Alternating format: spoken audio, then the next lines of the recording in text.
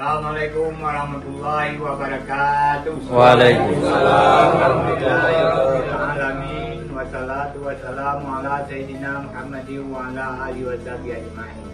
Asyhadu an la ilaha illallah wahdahu la syarika lah, asyhadu anna Muhammadan abduhu wa rasuluh. Wa qala Allah ta'ala fil Qur'anil Karim, a'udzu billahi minasyaitonir rajim. Bismillahirrahmanirrahim. Wa'tasimu bihablillahi jami'an wa la tafarraqu.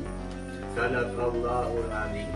Pertama-tama mari kita puja kepada Allah Subhanahu wa taala yang bawa Allah Subhanahu wa taala kau sehat kepada kita yang mandung lima malam yang berbahagia ini.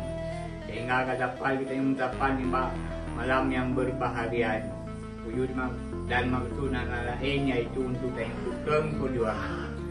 Wahai bangsa Lun yang di seluruh pelosok bumi Aceh, mari kita bersatu padu, yaitu dalam suatu wadah, yaitu wadah perjuangan Aceh National Liberation Front atau Aceh Sumatera Merdeka.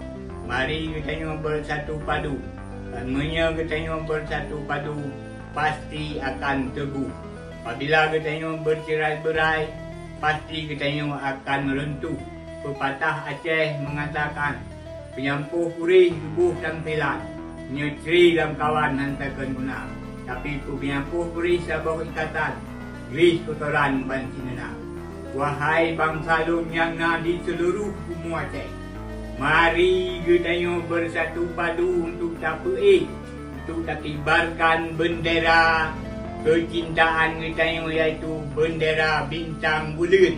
Nyo baik sagai tumakut baik gentan bahawa Allah Subhanahu wa taala akan melindungi kita Aceh bila kita nawaitu kita jauh, nawaitu kita tepat, niat kita jauh, yang pasti Allah akan melindungi kita Bandung. Dengan berkat doa Bang Bandung para syuhada yang tahu Allah. Dona bangsa Lun, baik na tumakut, baik ya tu. Mari kita nak kibarkan bendera bintang bulan seluruh bumi Aceh, dusun dan kota.